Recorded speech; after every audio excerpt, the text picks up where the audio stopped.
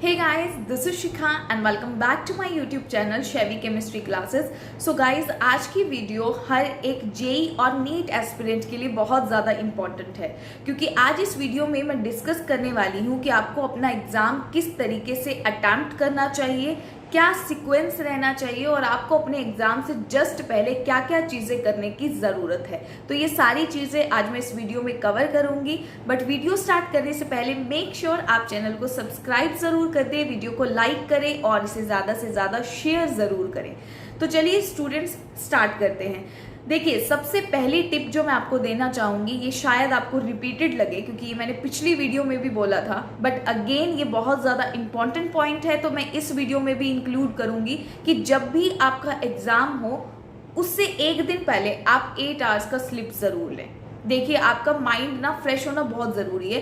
अगर आपका exam second shift में है या फर्स्ट शिफ्ट में, जब भी आपका एग्ज़ाम है आप एक प्रॉपर टाइम टेबल के अकॉर्डिंगली उसको फॉलो करें।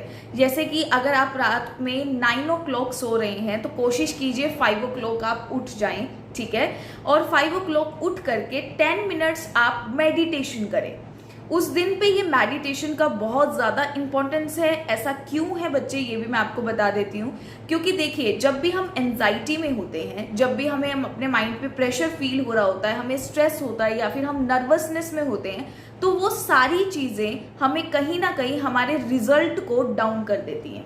ऐसा देखा भी होगा आपने। देखिए, क्योंकि इस टाइम पर एंजाइटी होना बहुत ही ज़्यादा नॉर्मल चीज़ है। जिस बच्चे को एंजाइटी नहीं हो रही है वो एबनॉर्मल ज़रूर है, ठीक है। क्योंकि एंजाइटी होना इट्स ए नॉर्मल थिंग, क्योंकि आप ऐसा एग्जाम देने जा रहे हो जिसके लिए आपने इतनी ज़्यादा मेहनत करी है। 2 इयर्स आप लोग लगे रहे हो, कंसिस्टेंट होकर के आपने उस चीज़ को पूरा एक टाइम टेबल फॉलो किया है, इतनी ज़्यादा पढ़ाई करते हो आप लोग, तो भाई आप उसके लिए एंजाइटी होना बहुत ही आम बात है, ठीक है। तो एंजाइटी हो रही है तो इट्स ए नॉर्मल थिंग, घबराने की कोई भी ज़रूरत नहीं है। सिर्फ आपको उस दिन मॉर्निंग में उठना है, मेडिटेशन करना है प्रॉपर और अपना माइंड प्रॉपर तरीके से फ्रेश रखना है। क्योंकि जब आपका माइंड फ्रेश होता है तो हम चीज़ों को ज़्यादा अच्छे से याद कर पाते हैं। देखिए, हमारे माइंड में जो हमने चीज़ें पढ़ी है ना, अगर हमने कंसंट्रेट और फोकस्ड होकर के पढ़ा है, वो हमारे माइंड के किसी ना किसी कोने में होता ज़रूर है।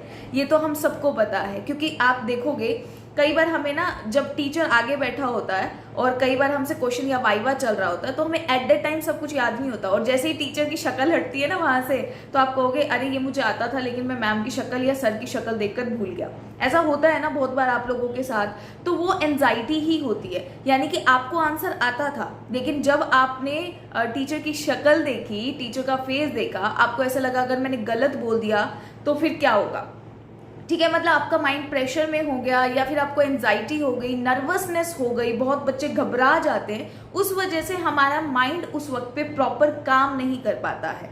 इसलिए वो एंजाइटी को दूर करना बहुत ज़रूरी है। जब भी आपको ऐसा लगे कि मुझे नर्वसनेस हो रही है, टेक ए डीप ब्रेथ और मेडिटेट करो कम से कम 2 से 3 मिनट, ठीक है। तब आपको सब कुछ रिलैक्सिंग लगेगा और आपका कॉन्फिडेंस फिर से बूस्टअप होने लगता है।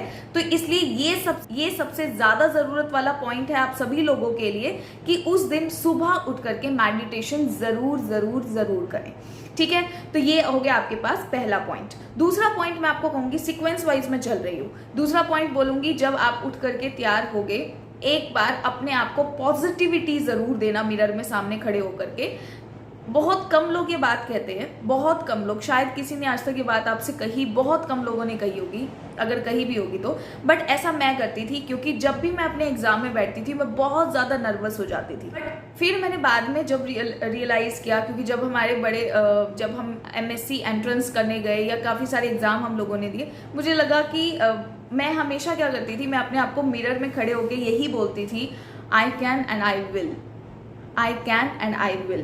तो ये चीज़ बहुत ज़्यादा आपको बूस्टअप करती है, कहीं ना कहीं आपके माइंड पे ये इम्पैक्ट करती है। क्योंकि आप जब अपने आप को पॉजिटिविटी से देखना शुरू करते हो तो कहीं ना कहीं आप पॉजिटिव सोचते हो और पॉजिटिव आप करते जाते हो। तो ये बहुत ज़्यादा ज़रूरी चीज़ है। अगर आपको कभी भी, मतलब एग्ज़ाम में जस्ट जाने से पहले, जब भी आप एग्ज़ाम सेंटर के लिए निकल रहे हो, तो मेरा सबसे बड़ा सजेशन आपके लिए यही रहेगा, आप मिरर में खड़े होकर अपना कॉन्फिडेंस को बूस्टअप करके जाना। घबराना, क्योंकि बहुत नॉर्मल है ये चीज़ें, नर्वसनेस आम बात है, कोई बड़ी बात नहीं है। ठीक है, ये मेरा रहेगा सेकंड टिप आपके लिए। थर्ड टिप रहेगा कि जब भी आप अपने एग्जाम सेंटर के लिए निकलें तो मार्जिन, टाइम का मार्जिन ज़रूर देख लें। ठीक है, क्योंकि देखिए ट्रैफिक भी हो सकता है। अगर आप सोच रहे हो कि जो एग्जाम सेंटर है आपका वो हाफ एन आवर के डिस्टेंस पे है, तो आप उसको 1 आवर मान करके चलें। ठीक है, हमेशा आपको ये चीज़ फॉलो अप करनी होती है। कभी भी हाई ट्रैफिक, मतलब देखो पॉसिबिलिटीज़ क्या क्या हो सकती हैं। ठीक है, पॉसिबिलिटीज़ के बेसिस पे आपको वहाँ पर काम करना होता है। कोशिश करो अगर हाफ एन आवर है तो 1 आवर मान करके चलो मार्जिन में। ठीक है, तो इससे आपको बहुत हेल्प मिलेगी ताकि आप टाइम से पहुँचो। होता क्या है, ये सबके साथ होता है, सिर्फ आपके साथ नहीं हो रहा है, ये हमारे साथ भी होता था कि जब भी आप एग्जाम सेंटर पे काफ़ी लेट पहुंचते हो ना, तो आप घबरा जाते हो इतने सारे बच्चों को देख के कि वो तो टाइम से आया है, वो पढ़ रहा है, वो ये एक्टिविटी कर रहा है, तो आप उनकी एक्टिविटीज देखकर ही घबरा जाते हो। क्योंकि आप लेट होते हो तो आप लेट वैसे ही घबराहट में होते हो कि मैं लेट हो गया। ठीक है, तो बेटर है आप पहले टाइम से पहले पहुंचें और वो चांस ही ना दें अपने आप को कि आपको घबराहट हो। ठीक है, क्यों हम मॉर्निंग से वही कोशिश कर रहे हैं। आप देखो मैंने जो रूटीन बताया, हम मॉर्निंग से यही कोशिश कर रहे हैं कि हम अपना मेडिटेशन, हमने मेडिटेशन किया, हमने मिरर में खड़े होकर अपने आप को पॉजिटिविटी दिया, अपना कॉन्फिडेंस बूस्टअप करने की कोशिश की, और टाइम पे नहीं पहुंचे तो वो कॉन्फिडेंस डाउन हो जाता है। समझ रहे हो बात को, तो वो आपको नहीं करना है। ठीक है, तो नेक्स्ट टिप स्टूडेंट्स मेरी तरफ से आपके लिए ये रहेगी, अपने एग्जाम सेंटर पे कम से कम 90 मिनट्स पहले ज़रूर पहुंचे। क्योंकि 90 मिनट्स पहले, देखिए वो लोग भी टाइम का मार्जिन रखते हैं, क्योंकि उनको पता है कि बहुत ज़्यादा क्राउड आने वाला है। हर एक स्टूडेंट को चेक करते हैं वो लोग, हर एक स्टूडेंट को रूम अलॉट करना, हर एक स्टूडेंट को गाइड करना, तो वो सारी चीज़ें भी उन्हें भी मैनेज करनी होती है, इसलिए वो मार्जिन हमेशा 90 मिनट्स लेते हैं। तो आपको भी ये चीज़ फॉलो अप करनी चाहिए और आपको लेट बिल्कुल भी नहीं होना है, इस बात का आपको ध्यान रखना। ठीक है, जैसे ही आप एग्जाम में बैठो, ठीक है, जैसे ही आप एग्जाम में बैठ गए, आप रूम के अंदर गए और आप अपनी सीट पर बैठ गए ढूंढ करके, ठीक है, उसके बाद आपको टेक ए डीप ब्रेथ। अब आपको ऐसा नहीं कि आप दूसरों से बात करके आपकी कितनी तैयारी है, तेरी कितनी तैयारी है, मेरी इतनी तैयारी है, ये सब डिस्कस बिल्कुल नहीं करना है। क्योंकि अगर आगे वाले ने ये कह दिया कि भाई मेरे को तो सब कुछ आता है, आज मेरा तो क्लियर होगा और बाकी का तो मुझे पता नहीं, वहीं पर आपका कॉन्फिडेंस डाउन। क्योंकि आप कहीं ना कहीं ऑलरेडी, हर किसी बच्चे के मन में ये होता है कि कहीं मेरा कुछ रह ना जाए, कहीं मैं कुछ भूल ना जाऊं, कहीं कुछ ऐसा ना हो जाए, ये आउट ऑफ सिलेबस क्वेश्चन आ जाए, टफ क्वेश्चन ज़्यादा ना आ जाए। ये काफ़ी सारी चीज़ें हमारे माइंड में चल रही होती है एंड हमें ये चीज़ नेगेटिविटी को आसपास आने ही नहीं देना है। नेगेटिविटी, जो भी आपके आसपास लोग बैठे हैं, आप सबको इग्नोर करो। सोचो आप अकेले बैठे हो, आंखें बंद करो और हमेशा टेक ए डीप ब्रेथ। अब आपको अपने आप को बूस्टअप करना है कि भाई एग्जाम तेरे सामने आने वाला है और तेरे को 100% एक्यूरेसी के साथ आंसर करना है। समझो बात को, ये चीज़ मैं अभी तक फॉलो अप करती हूँ।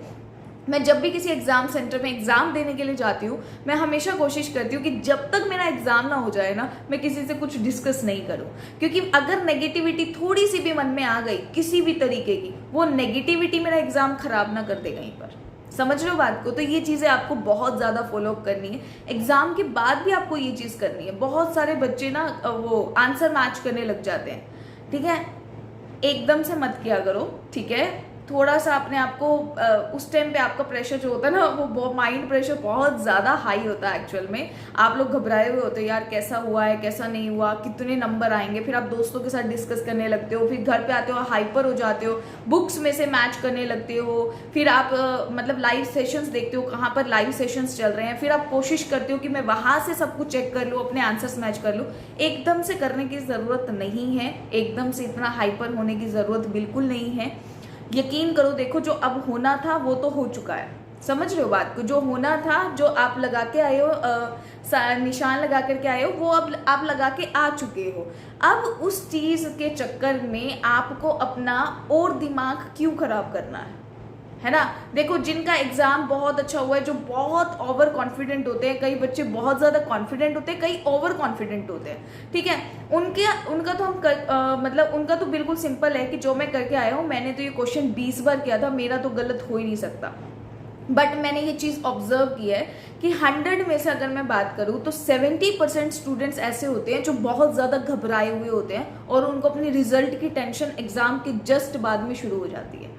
वो हमेशा यही सोचते हैं कि यार मेरा ये आंसर गलत है या ठीक है, लोगों से डिस्कस करना स्टार्ट करते हैं, फिर लाइव सेशंस देखना शुरू कर देते हैं जो यूट्यूब पे लोग बनाते हैं, मतलब एग्जाम सॉल्व कराते हैं, वो सेशंस शुरू कर देते हैं, या फिर एनटीए की साइट पर जा करके कोशिश करते हैं आंसर की कब आएगी, वो मैच करना स्टार्ट कर देते हैं। जब आपको पता है कि आपको एंजाइटी बहुत जल्दी हो जाती है, आपको एक हाइपर टेंशन टाइप्स हो जाता है, तो उस कंडीशन में ये चीज़ें अवॉइड किया करो, क्योंकि जब भी रिजल्ट आएगा आप रिजल्ट से पहले वाले दिन अपने खराब क्यों कर रहे हो। माई पॉइंट इज दैट, क्योंकि काफ़ी लोग सजेस्ट करते हैं कि आंसर की देख लेनी चाहिए ताकि आपको टेंशन ना हो। मैं ये कहती हूँ अगर आपके मार्क्स दो आपकी एक्सपेक्टेशन से थोड़े से भी नीचे गए तो उस टेंशन का मुकाबला जो है हम नहीं कर सकते। आई नो दैट कि वो टेंशन कितनी बड़ी टेंशन होती है। हमारा मन घबराया रहता है, हम लोग फिर से स्ट्रेस या टेंशन में आना शुरू कर देते हैं, हम लोग एक्टिविटी में, हमारा किसी भी एक्टिविटी में मन नहीं लगता है, क्योंकि अब हमें ये लगता है कि अगर हमारा एग्जाम अच्छा नहीं हुआ, क्लियर नहीं हुआ, मेरे आंसर्स तो मैच किए नहीं, अब क्या होगा, है ना।